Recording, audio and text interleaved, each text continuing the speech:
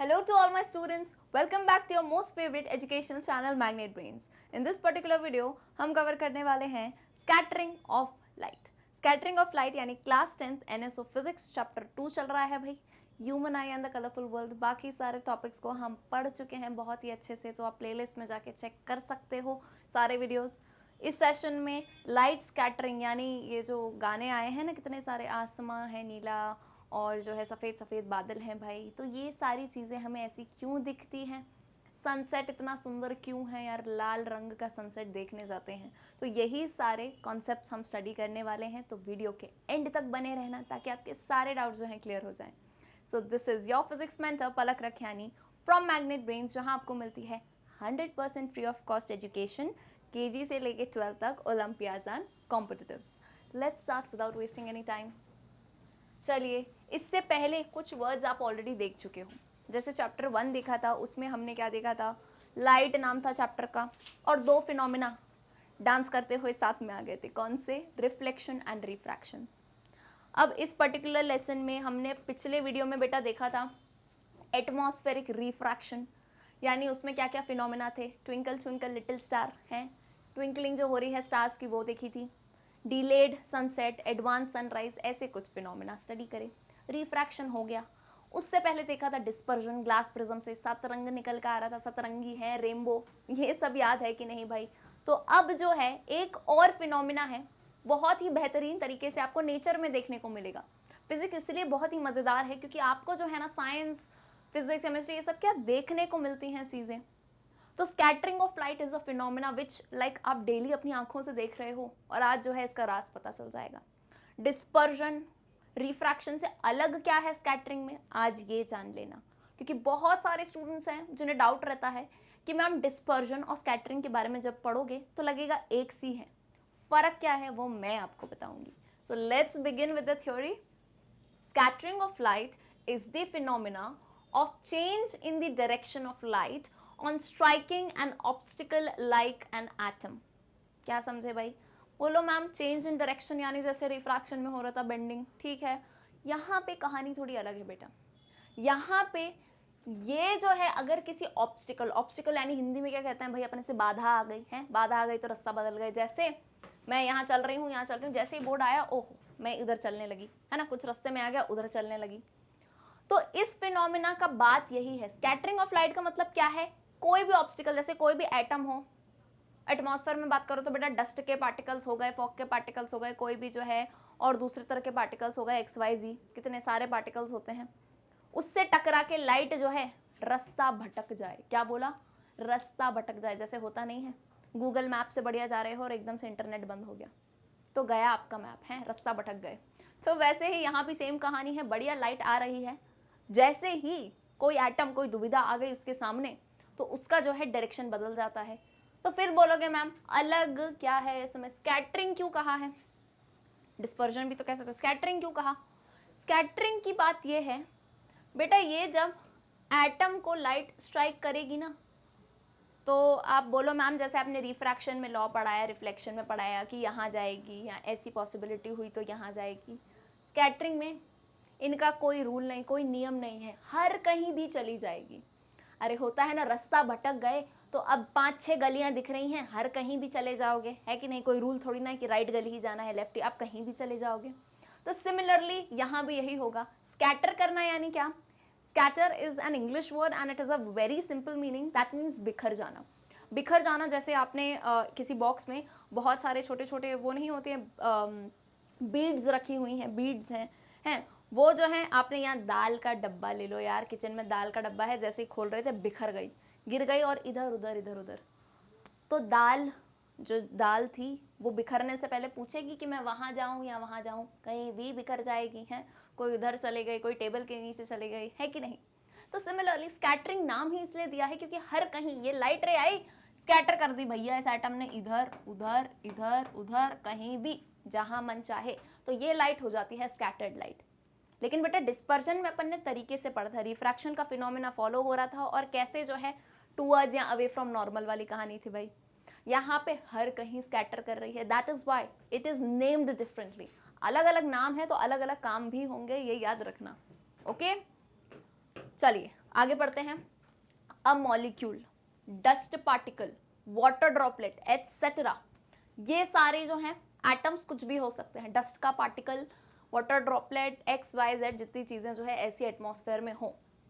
The scattering involves incident bouncing off of electromagnetic radiation by atoms or molecules of the medium through which they are traveling। यानी ये जो EM radiation, light को क्या कहा जाता है, डुअल नेचर की होती है लाइट, आगे भी आप पढ़ोगे, हायर क्लासेस की बात है लेकिन हम ऑलरेडी देख चुके हैं पिछला लेसन। तो लाइट का रे नेचर तो होता ही है, वेव नेचर भी होता है। तो EM वेव्स आगे की कहानी है, उसमें दिमाग मत लगाना इतना, बस स्कैटरिंग का फिनोमेना समझो। कोई भी ये जो मॉलिक्यूल्स हैं, एटम्स हैं, अब ये कोई भी क्या है ये भी बताऊंगी, हर कोई एटम्स की बात नहीं है बेटा, ये इसमें भी स्पेसिफिक है। Okay, thus light rays go helter on striking obstacles in there पार। हेल्टर स्केल्टर यानी इधर उधर, हेल्टर स्केल्टर मतलब डांस करते हुए गई है, ठीक है। चलो, now most of the beautiful phenomena like blue color of the sky, white color of clouds, red hues of sunrise and sunset have been explained in terms of scattering of light। यानी ये जो सुंदर सुंदर नज़ारे देखते हो, मतलब बैठ जाते हो आसमान, और ये जो आर्टिस्ट्स हैं इतनी बढ़िया बढ़िया पेंटिंग बना रहे हैं, पोएम लिख रहे हैं, कविताएं कर रहे हैं, शायरियाँ, कैसे करते बेटा, नहीं कर पाते अगर ये फिनोमेना नहीं होता। तो जब इतनी सुंदर चीज़ें हो रही हैं एटमॉस्फेयर में, तो क्यों ना उनके बारे में पढ़ा जाए, उनके बारे में पढ़ा जाए, ठीक है। चलिए, as the sunlight travels through the atmosphere of earth it gets scattered from the large number of atoms और मॉलिक्यूल। एक फिनोमेना तो बेटा अपन ने देखा था पिछले सेशन में, जिसका नाम कुछ यूं था, एटमॉस्फेरिक रिफ्रैक्शन। हाँ कि ना बताओ मुझे, और मुझे ना बिल्कुल कमेंट सेक्शन में 2 वे जैसा रखा करो कॉन्वर्जेशन, आप भी बताते जाओ, क्योंकि क्लास जैसा है कैसा लगेगा, क्योंकि मैं कमेंट में देख पाऊंगी ना मेरे बच्चे क्या कह रहे हैं, ठीक है। एटमॉस्फेरिक रिफ्रैक्शन पढ़ा था कि नहीं, याद है? एटमॉस्फेरिक रिफ्रैक्शन यानी बेंडिंग ऑफ लाइट हो रही थी एटमॉस्फेयर की लेयर्स से। क्यों? ऑप्टिकल डेंसिटी अलग थी। यहाँ क्या हो रहा है, एटम्स की बात है, तो एटमॉस्फेयर है भाई, इतनी लेयर है तो कितने टाइप के एटम होंगे। और बताओ, ये जो है हम इतना पोल्यूशन करते हैं, डिफरेंट डिफरेंट टाइप के मॉलिक्यूल्स जा रहे होंगे हवा में, हमें पता भी नहीं है, हम इमेजिन भी नहीं कर सकते। तो उन सब से जब सनलाइट होती हो यार, मतलब आप जो समझ रहे हो ना कि सूरज की रोशनी आ रही है, बेचारे को कितनी मुसीबतें झेलनी पड़ रही हैं। हाँ, पहले तो एटमॉस्फेयर की लेयर अलग, फिर उसके अंदर एटम्स अलग, तो रिफ्रैक्शन, स्कैटरिंग, डिस्पर्शन, सभी फिनोमेना ये अकेली ही कर ले रही है, ठीक है। As sunlight travels through the atmosphere of earth it gets scattered from the large number of atoms या molecules present in the atmosphere. अब समझो मेरी बात, रे लेग एक साइंटिस्ट का नाम है, इनकी कहानी अगेन हायर स्टैंडर्ड में आएगी। यहाँ पे सिर्फ हमें छोटा सा एक जो है फिनोमेना समझना है रेलेग का। Lord Rayleigh studied this elastic scattering, इन्होंने ही स्कैटरिंग पढ़ी है यहाँ पे, और उन्होंने एक इस्टेब्लिश की है, एक जो है लिंक इन्होंने इस्टेब्लिश की है, जिसे हमें सिर्फ समझना है। आगे इक्वेशंस वगैरह आएंगी, आपको वो नहीं देखना, वो सीनियर क्लासेस के लिए है। मैं कभी भी बहुत एक्स्ट्रा नहीं पढ़ाती, जितना आपका ब्रेन सह सके, जितनी ज़रूरत हो उतना बताती हूँ, लेकिन we are studying according to olympiad, तो उस वजह से काफ़ी स्टूडेंट्स हैं जो एस्पायर करते हैं कि यार हमको ये क्वेश्चन भी बन जाए। तो बहुत आसान कहानी है, समझो। उन्होंने क्या एस्टैब्लिश किया, किन्होंने? रेलेग ने। ही established that intensity of scattered light, ध्यान से सुनना, उन्होंने क्या बताया, intensity of scattered light varies inversely as the fourth power of the wavelength of the incident light। नहीं समझे? कुछ नहीं है, एक चीज लिख दूंगी सब समझ जाओगे। आई को किससे रिप्रेजेंट किया? लाइट की इंटेंसिटी से। कौन सी लाइट? अरे स्कैटर्ड लाइट, जो लाइट स्कैटर होके आई है, स्कैटरिंग का फिनोमेना है, इनवर्सली प्रोपोर्शनल है। इनवर्सली यानी नीचे लिख दूं, किसके? वेवलेंथ के फोर्थ पावर से, wavelength raise to the power 4, ये रिलेशन बोला है यार। इन्हीं चीज़ों को ना लैंग्वेज में लिख दो तो तुम लोग कंफ्यूज हो जाते हो, कुछ भी नहीं है, सेम चीज़ है, वर्ड्स में बता दिया। Intensity of scattered light is inversely proportional to fourth power of wavelength of incident light. Is it clear और नॉट? ये रिलेशन एस्टैब्लिश किया है। तो इससे कहना क्या चाह रहे हैं ये समझो। इनवर्स प्रोपोर्शनैलिटी मतलब क्या? एक चीज अगर बढ़ रही है तो दूसरी कम हो रही है, इतना समझते हो कि नहीं? Directly proportional, inversely proportional. Inverse यानी क्या? उल्टा। एक आगे जाएगा तो एक पीछे जाएगा, एक राइट जाएगा तो एक लेफ्ट जाएगा। This I hope is very clear. तो ये इस रिलेशन से क्लियरली इस्टेब्लिश होता है कि यानी इंटेंसिटी जब बढ़े, यानी मान लो इंटेंसिटी जब बढ़ेगी, इंटेंसिटी ऑफ लाइट जब ज़्यादा होगी तो ये समझो कि उसका वेवलेंथ जो है ना बहुत कम होगा, and vice versa. I hope this relation is clear. इस रिलेशन को आप नोट डाउन कर सकते हो रेलिक का। ओके, आगे आइए। Another important factor in scattering of light is relative size of the scatterer. Scatterer क्या होता है, इस वर्ड को समझो। स्कैटरर जो लाइट को स्कैटर करे, फिर से सुनना, 2 बार सुनना। स्कैटरर कौन, जो लाइट को स्कैटर करे, यानी जो लाइट को बिखेरे। कौन बिखेर रहा है यहाँ पे, अरे ये एटम है ना, इतना बड़ा नहीं है लेकिन आपको दिख जाए उतना बनाया है मैंने। तो ये जो एटम है जो स्कैटर करने में मदद कर रहा है, ये कौन है, स्कैटरर। तो स्कैटरर की जो है रिलेटिव साइज कितनी ले ली है, मान लो x है भैया, इसकी रिलेटिव साइज x है, और वेवलेंथ जो लाइट आई है उसकी वेवलेंथ है लैम्डा। बोला ऐसा मान लो, अरे मैथ्स में डेरिवेशन वगैरह करते हो मान लेते हो ना, कंसिडर, अज्यूम। तो ऐसे मान लो कि इसकी जो रिलेटिव साइज है स्कैटरर की x है, इंसिडेंट लाइट की वेवलेंथ कितनी है, लैम्डा है। तो अगर वेवलेंथ ऑफ लाइट बहुत ज्यादा हुई, क्या कहा जा रहा है, इफ वेवलेंथ जो है बहुत ज्यादा है, किससे, इस पार्टिकल की साइज से। अरे पार्टिकल्स बेटा छोटे से होंगे, इतू से हैं, नैनोमीटर्स में, बहुत ही छोटे छोटे होंगे। तो उससे अगर बहुत बड़ी हुई, नैनो भी क्या, माइक्रो और ही छोटे मीटर्स में, तो उससे अगर बड़ी हुई क्या, वेवलेंथ ऑफ द लाइट, तो क्या होगा, when size of scatterer is much less than the wavelength of light, Rayleigh scattering is valid. Rayleigh के जो स्कैटरिंग का इसने बात दिया है ना, intensity is inversely proportional to 1 upon lambda का पावर 4, ये कब वैलिड होगा, इसके लिए भी कंडीशन है। बोलती हूँ ना, टर्म्स एंड कंडीशंस अप्लाइड। तो क्या कंडीशन अप्लाइड है, जैसे हमने देखा था लॉज ऑफ रिफ्लेक्शन, रिफ्रैक्शन पहले, तो वैसे ही रेलिक का ये कब, ये हर कंडीशन में नहीं कह पाओगे बेटा। कौन सी कंडीशन होगी, जब वेवलेंथ ऑफ इंसिडेंट, जो लाइट आई है उसकी वेवलेंथ बहुत ज़्यादा हो एटम की जो है साइज से, यानी एटम इतू सा हो और वेवलेंथ बहुत ज़्यादा हो, तब जो है रेलिक की कंडीशन ये जो बताई है वो वैलिड होगी। इतनी सी बात समझ आई। अब दूसरी बात क्या है, उल्टा होगा इसका। जब मान लो एटम की साइज बहुत ज़्यादा है, यानी लाइट जो आ रही है वो बहुत ही कम वेवलेंथ की है, तो मुझे ज़रा बताना, मुझे ज़रा बताओ कम वेवलेंथ वाली लाइट कौन सी है। पहले ही पढ़ चुके हैं, ये ऐसा कुछ पढ़ा था सतरंगी चीज़, विबग्योर करके हैं। विबग्योर क्या होता है, violet, indigo, blue, green, yellow, orange and red. तो इसमें हमने एक पैटर्न पढ़ा था, जैसे ही हम नीचे जाते हैं तो क्या बढ़ रही है, वेवलेंथ इंक्रीज कर रही है। तो सबसे कम वेवलेंथ किस लाइट की है, वायलेट की, यानी इन तीनों की ऊपर वालों की मान लो तो वेवलेंथ बहुत ही कम है और यहाँ वालों की ज़्यादा है। I hope it's very clear. तो ये क्या केस बोला है, जब पार्टिकल की साइज ज़्यादा हो और वेवलेंथ बहुत ही कम हो इंसिडेंट लाइट की, तब क्या होगा, रेलिक की स्कैटरिंग वैलिड नहीं होती है। इस केस में रेलिक की स्कैटरिंग वैलिड नहीं होगी। ओके, वायलेट और इंडिगो जैसे हम कह सकते हैं, कहाँ पे कह सकते हैं, वायलेट और इंडिगो की बहुत छोटी होती है वेवलेंथ, तो इन केसेस में हम कंसिडर कर सकते हैं।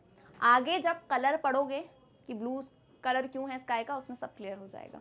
ठीक है, in that event all wavelengths are scattered nearly equally. इस केस में क्या होता है, जितनी वेवलेंथ्स है सब इक्वल में ही स्कैटर करती हैं।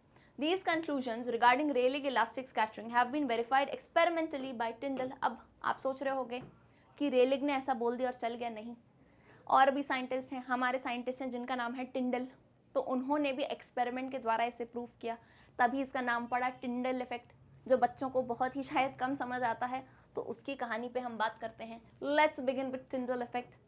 जैसा नाम है वही साइंटिस्ट का नाम है। भाई साइंटिस्ट कौन थे, टिंडल, उन्होंने बताया टिंडल इफेक्ट, यानी ऑलरेडी स्कैटरिंग रेलिक बता चुके हैं, उसे एक्सपेरिमेंटली प्रूफ इन्होंने किया है। It deals with the phenomena of scattering of light by colloidal particles. अब आती है असली कहानी, समझो। पीछे मैंने आपको एक लाइन कह दी थी और मैं रुक गई, क्यों, क्योंकि मुझे लगा टिंडल इफेक्ट पे जब मैं समझाऊंगी तो ज़्यादा समझ आएगा।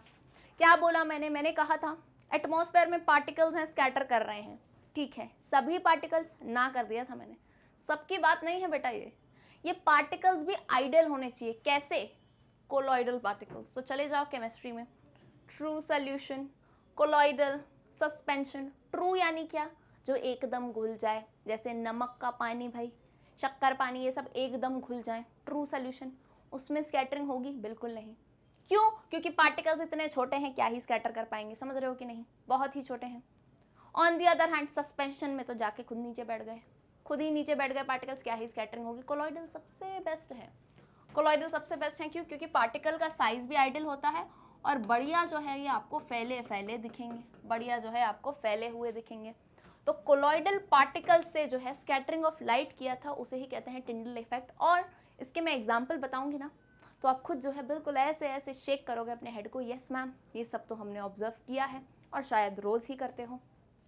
Number 1, when a fine beam of sunlight enters a smoke-filled room, smoke particles become visible due to scattering of light from these particles. जैसे उसके लिए मैंने आपको इमेज भी बताया है ये, जैसे मान लो कि कोई बंद रूम है और उसमें कहीं एक छोटे से छेद से, एक छोटी से होल से लाइट आ रही है। तो ये रूम देख रहे हो, यहाँ पे लाइट आ रही है और क्लियरली आपको क्लियरली जो है ना लाइट का पाथ दिखेगा। वैसे आप बाहर निकल जाओ सूरज की रोशनी में, पता ही नहीं चलेगा लाइट आ रही है क्या कहीं से, लाइट ऐसे नहीं दिखेगी लाइन जैसे।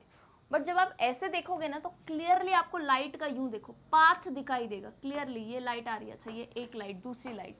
तो ये कैसे होता है? और इवन डस्ट पार्टिकल्स आपको बहुत ही क्लियरली दिखने लगेंगे, ये कोलॉइडल पार्टिकल्स ही होते हैं। And this is basically scattering of light. Next क्या एग्जाम्पल है? When sunlight passes through a canopy of a dense forest, tiny water droplets in the mist scatter light.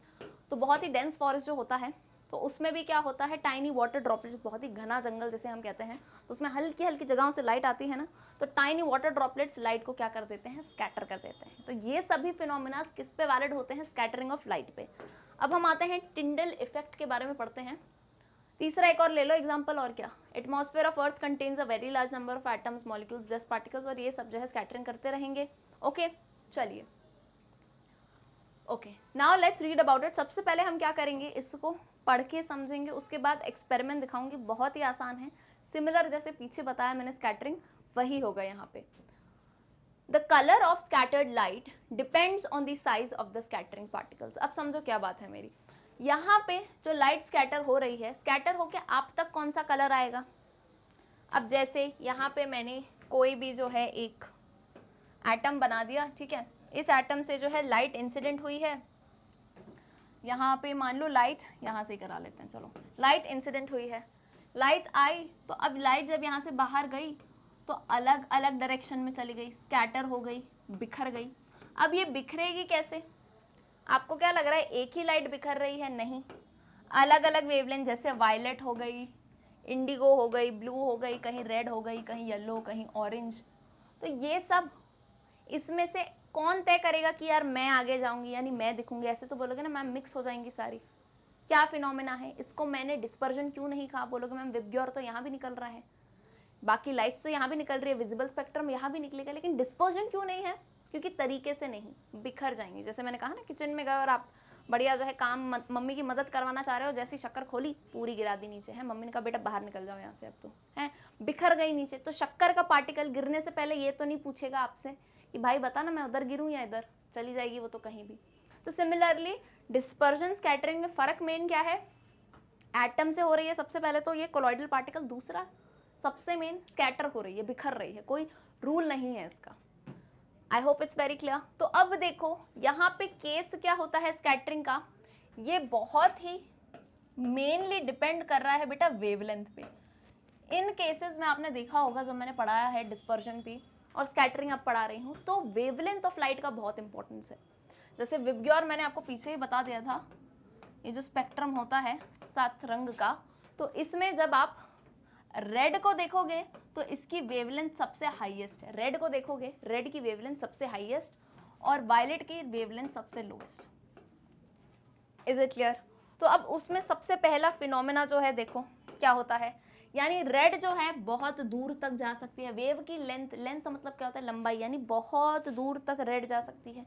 इसी के बेस पे आगे फिनोमेना देखोगे कि जो है सिग्नल की रेड लाइट या डेंजर साइन में लाल क्यों बना रहता है हर जगह लाल क्यों है डेंजर में? तो उसका रीज़न मेन यही है, आगे बताऊंगी अच्छे से, लेकिन समझो क्योंकि वेवलेंथ बहुत ज़्यादा है तो दूर तक जा सकती है। On the other hand violet की वेवलेंथ सबसे कम है, ठीक है। तो आई होप ये बात समझ आई होगी। तो सबसे पहला पॉइंट क्या लिखा है, colour of scattered light depends on the size of the scattering particles. अब कलर कौन सा होगा, जिसकी वेवलेंथ पे भी डिपेंड करेगा, और दूसरा size of the scattering particles. जो पार्टिकल की हमने पीछे रिलेटिव साइज ली थी ना x, यानी कौन सा एटम है, कौन सा डस्ट का पार्टिकल है जिससे स्प्रेड हो रही है, उसके साइज पे भी डिपेंड करता है। Now as blue light has smaller wavelength compare to red light, therefore fine particles of small size scatter mainly blue light and particles of larger size scatter mainly the red light। क्या समझ रहे हो? अब already देखो, usually violet और Indigo की बात क्यों नहीं करी जाती, बच्चे पूछते मैम वैसे तो वेवलेंथ वायलेट की कम है तो हमें स्काई तो वायलेट कलर का दिखना चाहिए, ये नीला क्यों दिख रहा है? तो बात ये होती है वायलेट और इंडिगो की कंपैरेटिवली इतनी छोटी वेवलेंथ होती है ना कि ये पहले ही ऊपर ही स्कैटर हो जाती है, तो अपन तक आती ही नहीं है ये, है ना, ऊपर ही स्कैटर हो जाती है। ब्लू जो है, ब्लू फिर भी इनसे थोड़ी हम कह सकते हैं ज़्यादा होती है, लेकिन छोटी ही मानते हैं हम इसे, कंपैरेटिवली हम छोटी ही मानते हैं। तो अब जब ये खुद छोटी है तो इसको स्कैटर कौन कर पाएगा, इसी के जैसा मॉलिक्यूल, है ना, तो इसी के जैसे छोटे atom. On the other hand जो बड़े वाले एटम होंगे वो किसको स्कैटर करेंगे, वो करेंगे रेड लाइट को। क्लियर है? चलिए, however when the size of scattering particles is pretty large all wavelengths are scattered almost equally and the scattered light appears white। क्या बोला है, बहुत लार्ज भी नहीं होनी चाहिए, बहुत छोटी भी नहीं, लेकिन अगर बहुत ही लार्ज हो गई एटम की साइज तो क्या होगा, जितनी भी लाइट है ना, जितनी भी लाइट वो एक साथ ऐसा लगेगा इकट्ठी स्कैटर हो रही है, तो वो व्हाइट के जैसा अपीयर करेगी, आपको कोई भी कलर अलग अलग नहीं दिखेगा। कैसे दिखेंगे, व्हाइट दिखेगा। Is it clear? आगे आते हैं। चलिए अब क्या बता रही हूँ यहाँ पे समझो। अब हम यहाँ देख लेते हैं टिंडल इफेक्ट, कुछ भी नहीं है, ये एक्सपेरिमेंट सेटअप है टिंडल इफेक्ट के लिए। क्या किया गया है समझो, एक सोल्यूशन लिया गया है, एक सोल्यूशन लिया गया है, इसमें एक्सपेरिमेंट में जो लिया है मैं वो बता रही हूँ, ठीक है। सोडियम थायोसल्फेट, सोडियम थायोसल्फेट लिया गया है इस सोल्यूशन के अंदर, ठीक है। अब यहाँ से S क्या है बेटा, S है सोर्स ऑफ लाइट। पहला देख लो क्या क्या है, S सोर्स ऑफ लाइट है, यहाँ से लाइट बाहर आएगी। L1 एक लेंस लगा हुआ है, यहाँ पे एक लेंस है, फिर यहाँ पे ये सोल्यूशन आया, उसके बाद यहाँ पे एक कार्डबोर्ड जैसा कुछ समझ लो बनाया है, और उसमें एक छोटा सा सर्कल यानी होल बनाया हुआ है, उस होल से लाइट क्रॉस करेगी, फिर से एक और लेंस आएगा L2, और उसके बाद आपको एक स्क्रीन दिखेगी। इतना क्लियर है? ये ऐसा एक्सपेरिमेंट सेटअप समझ आया कि नहीं? चलिए, S is a strong source of white light held at the focus of a convex lens L1. It provides a parallel beam of light। ठीक है, L1 लेंस दिख ही रहा था, convex lens है भाई। This beam is made to pass through a transparent glass tank G containing clear water. The beam emerging from the tank passes through a narrow hole made in a cardboard C। बोला ma'am आपने तो sodium thiosulphate बोला, मैंने Tyndall effect बताया है। सबसे पहला क्या हो रहा है ये समझो। सबसे पहले इन्होंने सिर्फ ये देखा कि पानी क्लियर ले लो पहले, या तो एक काम करो ट्रू सोल्यूशन लेके देखो कि क्या रिजल्ट आ रहा है। तो हम पहले स्टडी करते हैं ट्रू सोल्यूशन में, ठीक है। The beam of emerging from the tank passes through a narrow hole made in a cardboard C. A sharp image of this hole is obtained on a screen using another convex lens L2। When we dissolve about, अभी तो sharp image मिल रही थी, अब देखो, when we dissolve about 100 gram of sodium, वैसे ही मैंने बोला थायोसल्फेट आ जाएगा, सोडियम थायोसल्फेट डाल दिया, ठीक है, कॉन्सेंट्रेटेड सल्फ्यूरिक एसिड भी डाल दिया। अब पता है क्या होगा, सबसे पहली चीज, fine microscopic sulphur particles precipitate in water in a couple of minutes, थोड़ी देर में ही वो घुल जाएंगे।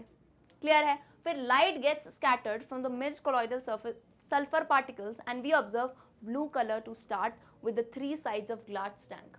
क्या समझे इसमें? देखो, सबसे पहले क्लियर पानी लिया गया है, क्लियर वाटर, ठीक है, सबसे पहले क्लियर पानी लिया।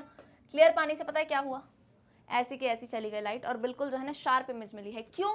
कोई पार्टिकल ही नहीं था स्कैटर करने के लिए। लाइट ने कहा कोई दिक्कत नहीं है, मैं जा रही हूँ, बढ़िया, ठीक है, तो बढ़िया पहुंच गई वो वहाँ पे। अब दूसरे केस में क्या ले लिया हमने, सोडियम थायोसल्फेट ले लिया, सल्फ्यूरिक एसिड ले लिया, तो बढ़िया इन्होंने क्या बना दिया, एक कोलॉइडल सोल्यूशन। क्या बना दिया? एक कोलॉइडल सोल्यूशन बना दिया। अब क्या होता है कोलॉइडल सोल्यूशन में, समझो, यहाँ से लाइट आ रही है, इधर तक आई, जैसे ही अंदर घुसी कोलॉइडल पार्टिकल्स आ गए, यानी क्या चालू हो गई, स्कैटरिंग ऑफ लाइट। क्या चालू हो गई, स्कैटरिंग ऑफ लाइट स्टार्ट हो गई। ठीक है भाई, तो देखो क्या क्या ऑब्जर्वेशन देखने को मिली। आप ये एक्सपेरिमेंट सिंपली बताऊं तो अपने घर में ट्राई कर सकते हो। जैसे आप क्लियर पानी लेना, या क्लियर सोल्यूशन लेना, उसमें टॉर्च की लाइट मार के देखना, तो ऐसा नहीं दिखेगा कि वहाँ से लाइट आप जो है बिल्कुल कैसे दिखेगी, दिखेगा ही नहीं कि उसके अंदर लाइट आ रही है। बट आप कोलॉइडल सोल्यूशन जैसे मिल्क भी ले सकते हो, मिल्क वाटर का कोलॉइडल सोल्यूशन, तो उसमें आप देखोगे क्लियरली लाइट पास होती है। अब यहाँ जब देखा गया ना ऑब्जर्वेशन इस कोलॉइडल सोल्यूशन में, ये देखा गया क्योंकि जैसे बेटा ब्लू की लाइट, ब्लू की वेवलेंथ जो होती है कम होती है। अब अच्छा मुझे एक बात बताओ, घर में जो छोटे बच्चे होते हैं, उनसे कितने सारे काम कराते हैं हम, हैं छोटे भाई बहन, उसको बोलेगा ये ले आ, वो कर दे, ये कर दे, यानी सबसे ज़्यादा उसे ही घुमाते हैं, है ना, उसे ही भगाते हैं कि ये कर दे, वो कर दे। मम्मी के काम भी वही कर रहा है, पापा के भी, दीदी भैया सबके काम छोटा बच्चा करता है कि नहीं। तो अब लाइट, ब्लू कलर जो है उसकी वेवलेंथ कम है यानी छोटी है, तो छोटे को ऐसा करेंगे ना एक जगह, अरे तू इधर भी जा उधर भी जा, तो सबसे ज़्यादा स्कैटरिंग कौन शो करता है, छोटे पार्टिकल से ब्लू करेगी। ठीक है, तो इस केस में भी ये होगा, जब आपको स्क्रीन पे, यहाँ पे ये जो स्क्रीन थी यहाँ पे दिख रही होगी, अब डिफरेंट वेवलेंथ पे, क्योंकि अलग अलग पार्टिकल्स हैं तो डिफरेंट जो है आपको रिजल्ट मिलेंगे। यहाँ पे अलग अलग एंगल से जब आप ऑब्जर्व करोगे तो आपको डिफरेंट दिखेगा। जैसे लॉन्गर वेवलेंथ जैसे रेड की है तो बड़े पार्टिकल्स किसको स्कैटर करेंगे, रेड को स्कैटर करेंगे, यानी हर पार्टिकल जो है ना अपना एक एक कलर पकड़ लेगा कि भैया ये कलर मेरे जैसा है, मुझे ये पसंद आया तो मैं इसे ही स्कैटर करूँगा। ओके, तो क्या है third point, when we observe the colour of transmitted light from the fourth side of the tank facing the circular hole, we find the first orange, red and then bright crimson red color on the screen. Why? ये क्या show करता है, it shows that very fine particles scatter mainly blue light, यानी blue light कम थी, वो आधी से ज़्यादा स्कैटर हो गई, बचती कौन है हमेशा लास्ट में, रेड या फिर आप ऑरेंज भी मान सकते हो। क्यों? क्योंकि इनकी वेवलेंथ बहुत ज़्यादा होती है, तो स्कैटर होने के बावजूद हल्की सी हुई होंगी लेकिन फिर भी वो जो है स्क्रीन पे इमेज बना के दिखा देती है। ओके, इज इट क्लियर और नॉट, टिंडल इफेक्ट। चलिए आगे आते हैं, सेम ही इफेक्ट रिस्पॉन्सिबल है blue colour of clear sky का। जैसे मैंने आपको बताया सनलाइट पिछले सेशंस में बता चुकी हूँ मैं, क्या होती है, एक वाइट लाइट होती है, वाइट लाइट। अब ये येलो क्यों दिखती है भाई, क्योंकि हमने फिनोमेनाज ऑलरेडी स्टडी कर दिए हैं। वाइट लाइट 7 कलर्स से मिलके बनी है। अब स्काई जो है, आसमान, ऐसा तो नहीं है किसी ने उसमें जाके कलर कर दिया है, चलो ठीक है कॉपी में जो है ड्राइंग बुक में आप ब्लू क्रेयॉन से कलर करते हो वो तो ठीक है, आसमान में किसने कर दिया यार जाके कलर, तो समझो इस फिनोमेना को। Blue colour of the clear sky is due to Rayleigh elastic scattering of sunlight. अब यहाँ पे रेलिक का जो सनलाइट स्कैटरिंग का फिनोमेना बिल्कुल काम करता है। Visible light from the sun has wavelength lambda ranging from 4 × 10⁻⁻7 metre for blue colour to 8 × 10⁻⁻7 for red colour. ये डेटा याद हो नहीं हो कोई बात नहीं, ठीक है। Light from the sun while travelling through earth's atmosphere get scattered from large number of molecules in the atmosphere। क्या बात बोली है, सन से लाइट आ रही है, अब एटमॉस्फेयर में कितने सारे पार्टिकल्स हैं, इतने सारे पार्टिकल्स से जो है देखो बेटा लाइट स्कैटर होती हुई आई है। Now at the size of molecules of the order of 10⁻⁻10 metre, यानी जब वेवलेंथ इन मॉलिक्यूल से कंपैरेटिवली ज़्यादा है, ये तो बहुत छोटे से मॉलिक्यूल से वेवलेंथ ज़्यादा है, therefore Rayleigh elastic scattering is valid, तो ये वैलिड हो जाती है scattering. Intensity of scattered light varies inversely as the fourth power of wavelength. ये समझ गए कि नहीं, ये पीछे भी बताया था मैंने। तो अब देखो क्या होता है आगे, as wavelength of blue colour is रफली half the wavelength of red colour. क्या समझ रहे हो, ब्लू का वेवलेंथ बहुत कम है। ये फिनोमिना कुछ भी नया नहीं है, जो मैं आपको पीछे पढ़ा रही थी सभी में वही अप्लाई होगा, बस केसेस अलग हैं। तो अब जैसे क्लियरली ब्लू कलर का वेवलेंथ बेटा बहुत कम है रेड के कंपैरिजन में, देयरफॉर इंटेंसिटी जो होगी ब्लू लाइट की वो क्या होगी, रेड से ज़्यादा होगी। समझते हो कि नहीं, इतनी सी बात। I is inversely proportional to ऐसे, तो अगर ब्लू की कम है वेवलेंथ तो इंटेंसिटी ऑफकोर्स ज़्यादा होगी कि नहीं, इंटेंसिटी ऑफकोर्स ज़्यादा होगी, यानी रेड लाइट से तो 16 टाइम्स ज़्यादा है। कैसे डिराइव किया, 2⁴ टाइम्स ज़्यादा होगी, यानी 16 टाइम्स ज़्यादा होगी रेड लाइट से। Due to this the blue colour dominates and the sky appears blue. इसी कारण जो है ब्लू कलर डोमिनेट कर जाता है और स्काई कैसा दिखता है, नीले रंग का दिखने लगता है। क्या कहानी हुई एक बार फिर से रिपीट करें। चलिए भाई, वाइट लाइट है, स्कैटरिंग होती है, ये हमें पता है। विबग्योर में वायलेट इंडिको को भूल जाओ क्योंकि उनकी वेवलेंथ बहुत ही ज़्यादा छोटी होती है, ठीक है। तो वो एटमॉस्फेयर में आने से पहले ही ऊपर ही स्कैटरिंग हो जाती है इतनी, ठीक है। तो वो फिनोमेना वहीं पे रहने दो। अब ब्लू कलर आ जाता है, ब्लू थोड़ा आगे का है, वायलेट, इंडिगो, ब्लू आता है। तो ब्लू की wavelength when we compare to red काफ़ी छोटी है। ब्लू की wavelength when we compare to red काफ़ी छोटी है।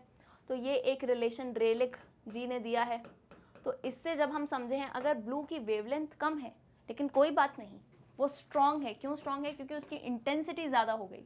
अब इंटेंसिटी ज़्यादा है मतलब उसने डोमिनेट कर लिया। इंटेंसिटी अगर लाइट की ज़्यादा हुई ना तो वो लाइट आपको ज़्यादा दिखती है। ये बात समझा करो, इंटेंसिटी ज़्यादा तो वो लाइट ज़्यादा दिखेगी। तो ब्लू की बात ही यही हो जाती है ना। एक तो खुद भी वेवलेंथ उसकी छोटी है, पार्टिकल्स में स्कैटर भी बहुत ज़्यादा हो गई वो, क्योंकि छोटी है तो स्कैटरिंग ज़्यादा हो गई, और ऊपर से इंटेंसिटी भी ज़्यादा है। तो यानी रेड लाइट से ज़्यादा आपको क्या दिखने लगती है? Blue light. इसलिए आसमान जो है आपको नीला नीला दिखता है। और एक और बात बताऊं तो जब एयरप्लेन वगैरह से जाते हैं ऊपर, जब बादलों से ऊपर उड़ रहा होता है तो पता है क्या, आप हल्का सा ऊपर देखोगे ना आपको आसमान थोड़ा डार्क दिखता है। क्यों? क्योंकि ये स्कैटरिंग का फिनोमेना थोड़ा और नीचे जाके होता है। ऊपर डार्क क्यों दिखता है? क्योंकि वायलेट, इंडिगो ये वाले कलर्स हो रहे हैं स्कैटर, तो आपको थोड़ा इस टाइप का डार्किश टाइप का लुक दिखेगा, एकदम ब्लू नहीं दिखता है।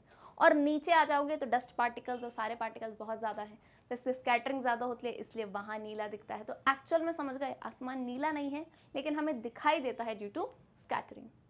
Due to this the blue colour dominates and the sky appears blue.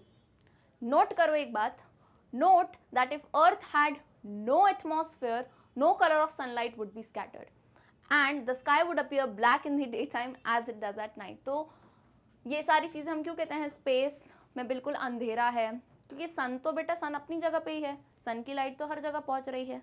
तो स्पेस में इतना अंधेरा क्यों है भैया? ये सारी चीज़ें क्यों हैं? कलर क्यों नहीं दिख रहा है कुछ?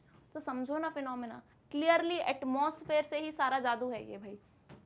मून पे भी एटमॉस्फेयर नहीं है तो वहाँ भी ऐसा कोई आपको है ब्लू कलर रेड कलर नहीं दिख रहा है। तो ये सब अर्थ पे क्यों है? क्योंकि एटमॉस्फेयर है। ये जितनी भी ब्यूटी आप देख पा रहे हो ये सिर्फ एटमॉस्फेयर की वजह से है। I hope it is very clear.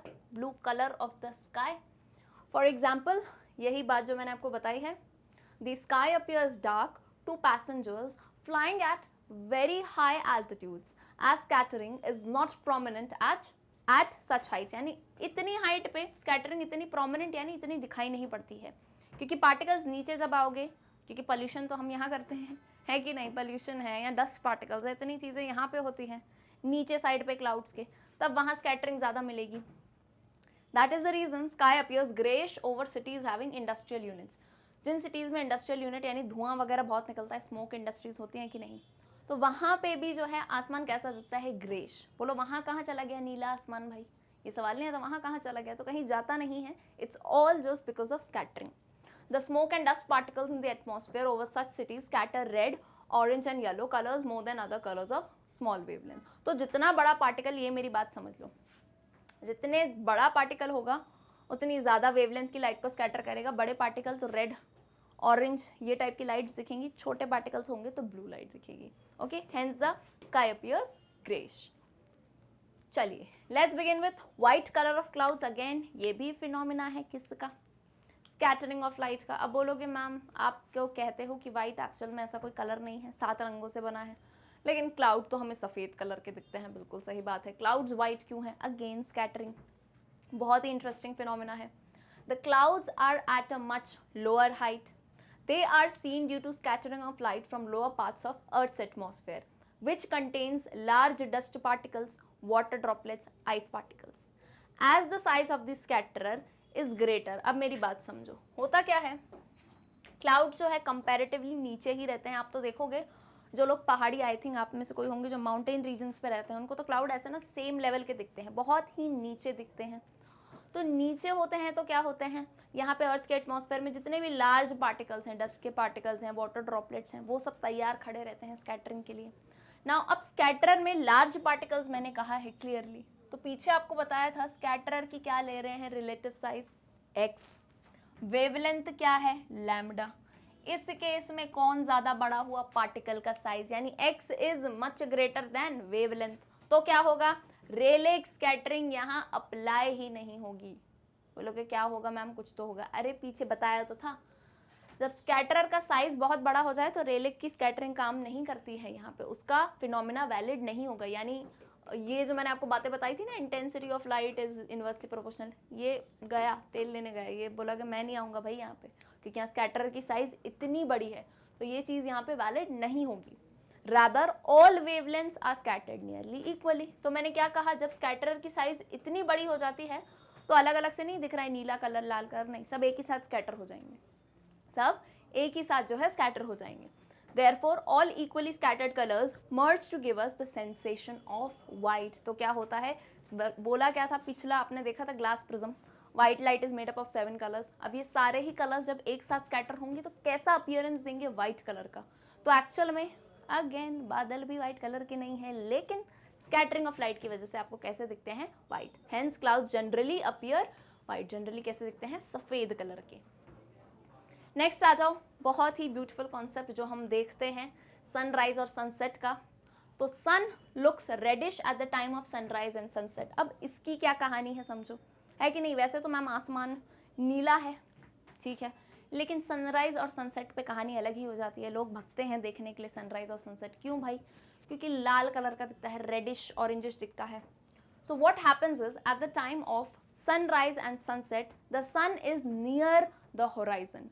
Horizon क्या होता है समझो, जैसे यहाँ पे अगर हम धरती बना दें अपनी, हम अर्थ बना लें, ये मान लो ये अर्थ है, ठीक है, ये अर्थ है, और यहाँ से मैंने ले लिया अर्थ का एक ऐसा लाइन, ठीक है, ये ऐसी लाइन ले ली, ये क्या हो गया बेटा, ये हो गया अर्थ का होराइजन। अब होता क्या है, सबसे पहला फिनोमेना मैं लेती हूँ सनराइज ले लेते हैं, चलो भाई। अब सनराइज यानी क्या, यहाँ पे कहीं होगा, मतलब आने ही वाला है भाई, बोलता है ना मैं आने वाला हूँ, स्वागत नहीं करोगे हमारा, सन है यहाँ पे, यहाँ अर्थ है, ठीक है। तो समझो सन के स्वागत के लिए लाल रंग हो जाता है ना, बिल्कुल ही बढ़िया रेड स्काई हो जाता है, ठीक है। तो ये जो लाइन मैंने बनाई है, ये लाइन बताना चाह रही थी यार मैं, होराइजन, ठीक है, ये होराइजन है, यानी अभी सनराइज सूर्योदय होने ही वाला है, होराइजन के पास है। तो क्या फिनोमेना होता है समझो, the rays from the sun have to travel a much larger part of the atmosphere as shown, okay, to reach the observer. Therefore, most of the blue light is scattered away. The red light, which has the largest wavelength, is scattered the least. कुछ भी नहीं है, देखो बहुत ही आसान phenomena है। होता क्या है, होराइजन पे जब सन रहता है ना, होराइजन के जस्ट पास में, तब इसको ट्रैवलिंग थोड़ी ज़्यादा करनी पड़ती है। ट्रैवलिंग यानी क्या, क्रॉस लेयर्स ज़्यादा करनी पड़ेंगी उस एटमॉस्फेयर की। जैसे चलो मैं आपका ऑब्जर्वर जो है यहाँ बना देती हूँ, यहाँ कहीं हमारे ऑब्जर्वर जनाब खड़े हैं। जब सन यहाँ पे होगा तब इतनी उसको ट्रैवल नहीं करना पड़ेगा, तब फिर भी पास होगा। यहाँ से आप सिर्फ लाइन देखो, कुछ मत देखो, भूल जाओ बाकी कॉन्सेप्ट, सिर्फ आंखों से देख के मुझे तो कोई भी बता देगा ये है कि कौन सी लाइन बड़ी दिख रही है, कौन सी छोटी दिख रही है। ये एक लाइन बनाई है मैंने और ये एक लाइन बनाई है, मुझे ज़रा सिर्फ लेंथ बता दो देख के, बाकी सारे फिनोमेना भूल जाओ, लेंथ बता दो कौन सी वाली, ये लाइन बड़ी है, ये लाइन बड़ी है। क्लियरली बोलोगे मैम ये वाली लाइन बड़ी है, मतलब ऑब्जर्वर जब देखना चाहेगा, सन होराइजन पे होगा तो सन की जो लाइट है ना उसको बहुत दूरी लेनी पड़ेगी, बहुत दूर तक आना पड़ेगा, है कि नहीं, बहुत दूर तक, बहुत ज़्यादा पेट्रोल लग जाएगा, है बहुत दूर तक जाना पड़ेगा। तो क्या होता है, बहुत दूर तक बेटा कौन जा पाएगा, कितनी ऑब्वियस सी बात है, जिसकी वेवलेंथ ज़्यादा होगी, बताओ ना, वेवलेंथ, लेंथ ज़्यादा होगी वही लाइट जा पाएगी। छोटी वाली तो आने से पहले ही स्कैटर हो जाएगी, चली जाएगी, बिखर जाएगी। तो छोटी वाली कौन, विबग्योर में ब्लू की बात कर रहे थे, आसमान नीला दिख रहा था, तो ये तो पहले ही स्कैटर हो जाएगी, ठीक है। ये भी आते आते ग्रीन तो इतनी विजिबल होती नहीं है, ग्रीन का इतना लाइक प्रोमिनेंट नहीं होता है। उसके बाद येलो मान लो, येलो, ऑरेंज और रेड, ये जो है बिल्कुल बेहतरीन तरीके से, क्योंकि इनकी वेवलेंथ ज़्यादा है तो आपकी आंखों तक पहुंच पाएगी। तो कैसा अपीयरेंस होता है, अब ऐसा भी नहीं है कि एकदम लाल हो जाता है आसमान, है ना, ऐसा तो नहीं रेड हो गया, डर जाओगे भैया इतना रेड होगा। कैसा अपीयरेंस दिखता है, रेडिश, रेडिश यानी हल्का ऑरेंज का मिक्सचर, हल्का येलो, क्योंकि इन तीनों की ज़्यादा है वेवलेंथ, YOR की, तो ऐसा अपीयरेंस दिखेगा। कौन सा टाइम है सनराइज का, सनसेट में उल्टा बना दो ना, सन नीचे जा रहा है, अगेन होराइजन के पास आ गया, सेम फिनोमेना फॉलो होगा। I hope it's very clear, आई बात समझ। तो देखो ये जो है अभी वैसे नॉर्मली दिख रहा है, और सनसेट के टाइम या सनराइज मान सकते हो इसको, तो ये कैसा दिख रहा है, पूरा रेड नहीं हुआ है, हमेशा समझा करो, थोड़ा येलोइश, थोड़ा रेडिश, ऑरेंजिश अपीयरेंस रहता है। I hope it's very clear. Out of all the colours of sunlight, the colour scattered least, red colour enters into our eye. Scattered least यानी ज़्यादा स्कैटरिंग नहीं होगी क्योंकि वेवलेंथ बहुत ज़्यादा है, hence the sun appears reddish both at the time of sunrise and sunset. तो ये मत समझो कि यार सनराइज सनसेट में कुछ अलग ही अपन को पढ़ना है, सेम ही फिनोमिना हो रहा है। सूरज उगते टाइम भी होराइजन के पास था, जाते लाइन सेट होते टाइम भी होराइजन के पास है, तो सेम कहानी फॉलो होगी। When the sun is nearly overhead, the sunlight has to pass through much smaller portion of Earth's atmosphere. The scattering is much less and the sun looks white. ये phenomena बेटा अब तो दिन में बाहर निकलोगे ना, बस फिनोमिना ही ऑब्जर्व करते हुए मिलोगे। हाँ अभी सन सर के ऊपर है, अभी नून हुआ है, तो ये देखना जब दिन का टाइम होता है ना नून में, क्यों? क्योंकि सन बिल्कुल ऊपर होता है, बिल्कुल ऊपर, तो उसको ज़्यादा डिस्टेंस से ट्रैवल नहीं करना, तो इतनी स्कैटरिंग नहीं होती है। स्कैटरिंग होती ही नहीं है तो फिर क्या होता है, बिल्कुल व्हाइट कलर का दिखता है। देखा है सूरज एकदम व्हाइट कलर का दिखता है। नून में आप कभी देखना सन को, येलो भूल जाओ, व्हाइट कलर का दिखता है। क्यों? बिकॉज जस्ट ऊपर होता है, ओवरहेड, यानी ये देखो ये अर्थ है और यहाँ पे है सन, ओवरहेड, बहुत ही कम स्कैटरिंग होगी, तो बिल्कुल आपको कैसा दिखेगा, व्हाइट कलर का। I hope this phenomena is clear. चलिए let's begin with danger signals are red. पहले भी बता चुकी हूँ एंड आई थिंक काफ़ी ईजी है ये, इसमें क्वेश्चन भी आते हैं और मुझे नहीं लगता इससे इजी फिनोमेना कोई होगा। डेंजर सिग्नल्स रेड क्यों होते हैं? यानी होता है ना रोड के उस पार मत जाना, ऐसे साइन आ जाते हैं, स्टॉप का साइन है, सिग्नल पे जो रेड लाइट है रुक जाइए, तो ये सब रेड में क्यों है, कभी सोचा है? या फिर ऐसे कुछ चैनल्स देखे हैं, कोई जो है बुल आ रही होती है और उसको ऐसे लाल कपड़ा दिखाते हैं उकसाने के लिए, तो वो रेड क्यों है? समझो बात। It is understood in terms of Rayleigh's elastic scattering. Out of all the colors of visible light, red color has the largest wavelength. Very clearly, और इसका जो है ना, जब हमने पढ़ा था विबग्योर डिस्पर्जन, तो उसमें मैंने आपको एक टेबल भी दिया है, सभी वेवलेंथ वगैरह वहाँ दी होगी, आप देख सकते हो। रेड की वेवलेंथ सबसे ज़्यादा है बाकी सब में। अच्छा, अब डेटा सबका याद नहीं करना है आपको, सिर्फ ये क्या याद करना है मैं बताती हूँ, वायलेट, इंडिगो, ब्लू, ग्रीन। आपको सिर्फ इतना याद करना है कि वायलेट का, कि बेटा वायलेट का वेवलेंथ सबसे लीस्ट है, वायलेट का सबसे लीस्ट है, और रेड का वेवलेंथ सबसे ज़्यादा है, मोस्ट। ओके, मोस्ट यानी लार्जेस्ट लिख सकते हो, लार्जेस्ट लिख देते हैं, मोस्ट क्या होता है, लार्जेस्ट लिख दो, ठीक है। चलो लार्जेस्ट है। अब वेवलेंथ लार्जेस्ट है यानी क्या, बहुत दूर तक जा सकता है, समझते हो वेवलेंथ, वेव नेचर सब आगे पढ़ोगे, बस इतना समझो, वेव है नेचर तो वेवलेंथ होगी, वेवलेंथ यानी ज़्यादा, मतलब दूर तक जा सकती है। तो अब इन सिग्नल्स को रेड क्यों रखा गया है, ताकि ये जो है दूर से दूर तक दिखाई दे, कितनी भी स्कैटरिंग हो दूर से दूर तक आपको यही दिखाई दे। So when sunlight passes through Earth's atmosphere, it gets scattered from large number of molecules or atoms present in the atmosphere. As the size of the scatter is much less than the wavelength of light, Rayleigh की scattering valid होती है। अब intensity scattered light की क्या होगी, inversely proportional है, यानी ये वाला रिलेशन वैलिड हो जाएगा, ठीक है। सो क्या दिखाई देगा, it can be seen from maximum distance that danger signals red क्यों है, क्योंकि दूर तक आप उसे देख सकते हो, दूर तक आप उसे देख सकते हो। वेवलेंथ ज़्यादा होगी, इंटेंसिटी कम होगी, वेवलेंथ ज़्यादा है, क्लियरली जो है दूर दूर से भी आप रेड सिग्नल को देख सकते हो। इज इट क्लियर और not, that is why danger signals are red. Clearly olympiads में तो क्लियरली क्वेश्चन आता है डेंजर सिग्नल्स किस रीजन से रेड होते हैं, तो आप लिख सकते हो because wavelength of red light is maximum. Okay, चलिए इसी के साथ खत्म होता है हमारा scattering of light. I hope आपके जो है सारे कॉन्सेप्ट्स क्लियर हो गए होंगे। आपको गाइड कर देती हूँ आप हमारी वेबसाइट को कैसे एक्सेस कर सकते हो। इंटरनेट पर टाइप करेंगे magnetbrains.com तो एक बड़ा सा पेज ओपन हो जाएगा। Let me tell you, it is India's number 1 platform for free and quality education. Left side पे आप कोर्सेज एक्सप्लोर कर सकते हो, इंग्लिश हिंदी दोनों लैंग्वेजेस में है। केजी से लेकर 12th क्लास तक ओलंपियाड सभी तरह के कॉम्पिटिटिव्स की प्रिपरेशन करवाते हैं हम। On the left side if you want to study for olympiad click करो, क्लास 10th में हो तो यहाँ क्लिक करेंगे, बाकी टीचर्स के भी वीडियोस हैं आप जाके देख सकते हो। For physics click on watch now, जब वॉच नाउ पे क्लिक किया तो एक प्लेलिस्ट ओपन हो जाएगी। ये प्लेलिस्ट सिर्फ आप लोगों के लिए है ताकि आप जो है लेक्चर्स को एक्सेस कर पाओ बिल्कुल सीक्वेंस से। तो हमने जो है चैप्टर्स कवर किए हैं, उसी के साथ MCQs भी देखे हैं। चलिए भाई, अगर ये वीडियो पसंद आया हो तो लाइक सब्सक्राइब शेयर करना मत भूलना। See you all in the next session, till then good.